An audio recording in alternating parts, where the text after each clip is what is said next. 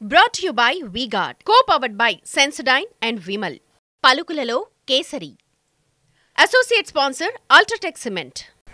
Polling రోజు పల్నాడు జిల్లా మాచర్లలో ఈవీఎంల ధ్వంసంపై వైసీపీ టీడీపీ నేతల మధ్య మాటలేతో నడుస్తోంది. పాల్వాయి గేట్లో ఎమ్మెల్యే పిన్నెల్లి ఈవీఎంను ధ్వంసం చేశారనే దానిపై ఓ దర్యాప్తు కొనసాగుతూ ఉండగా మరోవైపు పోలింగ్ బూత్లలో టీడీపీ నేతల ఆగడాలు చూడండి అంటూ వైసీపీ కూడా వీడియోని రిలీజ్ చేయడంతో ఏపీలో రాజకీయాలు మరింత హీట్ ఎక్కాయి.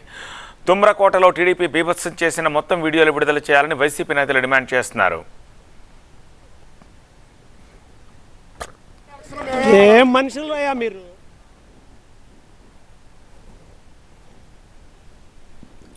పోలింగ్ రోజు పాల్వాయి గేటులో జరిగిన మొత్తం వీడియో ఫుటేజ్ను ఈసీ అధికారులు పరిశీలించాలని ట్వీట్ చేశారు వైసీపీ నేత సజ్జల రామకృష్ణారెడ్డి.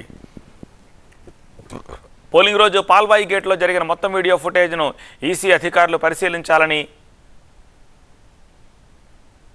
సజ్జల రామకృష్ణారెడ్డి చేసిన ట్వీట్ని స్క్రీన్పై చూస్తున్నాము. పాల్వాయి గేటు వీడియో బయటకు వచ్చినట్టే మిగతా ఈవీఎంల ధ్వంసం వీడియోలు ఎందుకు బయట పెట్టట్లేదని ప్రశ్నించారు గురజాల ఎమ్మెల్యే కాసు మహేష్ రెడ్డి.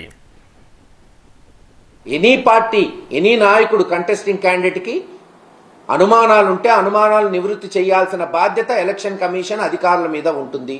అది కలెక్టర్ గారు కావచ్చు, డిస్ట్రిక్ట్ కలెక్టర్ గారు ఒక వీడియో విడుదల చేశాడంట. ఒకటే వీడియో ఎందుకు విడుదల చేస్తున్నారు మీరు? మరి మిగతా ఈవీఎంలు ఎరగొట్టిన కేసులు ఉన్నాయి కదా, ఎవరో తెలుగుదేశం వాళ్ళని అరెస్ట్ చేశారు తుమ్మురుకూడులో అంటున్నారు. మరి ఆ వీడియోలు ఎందుకు తీసుకురావట్లేదు బయటికి? పోనీ ఇతర రిగ్గింగ్ జరిగిందంటున్నారు, అవి కూడా బహిర్గతంగా చేయొచ్చు కదా. ఈవీఎంల ధ్వంసంపై బయటకు వచ్చిన వీడియో రియల్ అయిన అన్నారు టీడీపీ నేత బ్రహ్మారెడ్డి. అది ఒరిజినలే అని తేలితే ఏం చేస్తారో చెప్పాలని సవాల్ విసిరారు.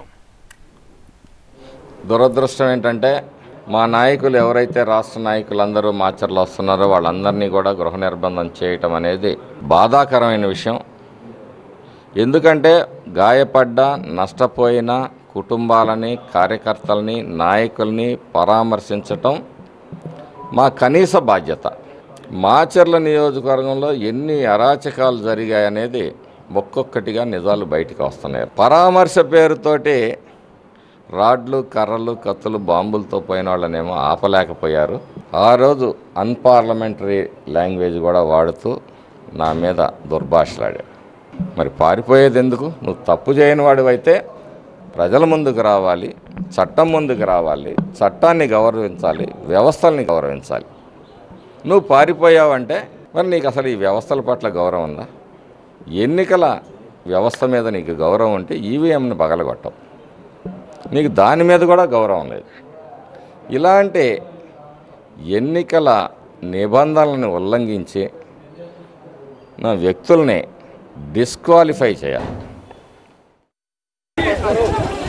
మరోవైపు ఎన్నికల పోలింగ్పై మంత్రి అంబటి రాంబాబు వేసిన పిటిషన్పై విచారణ ముగిసింది. పోలింగ్ రోజు ఫిర్యాదు చేసినా ఈసీ పట్టించుకోలేదని పిటిషన్లో పేర్కొన్నారు అంబటి.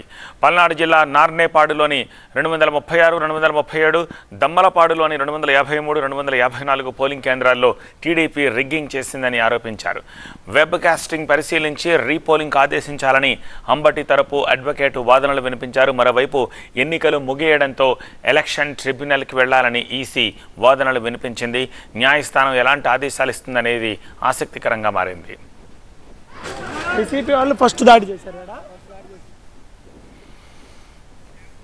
ఇక పిన్నెల్లి ఈవీఎం ధ్వంసానికి సంబంధించిన వీడియోపై సీఈఓ మీనా సంచలన ప్రకటన చేశారు. ఆ వీడియో ఎలక్షన్ కమిషన్ నుంచి విడుదల కాలేదని క్లారిటీ ఇచ్చారు. అయితే వీడియో ఎలా బయటకు వచ్చిందో దర్యాప్తు కొనసాగుతుంది అన్నారు. ఈ ఎపిసోడ్లో పాల్పాయి గేటు పీఓ, ఏపీఓలను సస్పెండ్ చేశామన్నారు మీనా. మాచర్లలో ఇప్పుడిప్పుడే పరిస్థితి అదుపులోకి వచ్చిందని, ఈ సమయంలో టీడీపీ నేతలు అక్కడికి వెళ్లడం సరికాదన్నారు సీఈఓ మీనా. ఒకవేళ టీడీపీ నేతలు అక్కడికి వెళ్తే మళ్లీ పరిస్థితి అదుపు తప్పే అవకాశం ఉందన్నారు. టీడీపీ నేతలు మాత్రమే కాదు, బయటి వ్యక్తులెవరూ పరామర్శకు మాచర్లకు వెళ్లొద్దన్నారు.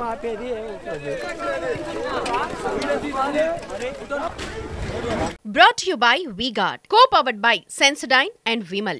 పలుకులలో Kesari. Associate sponsor UltraTech cement.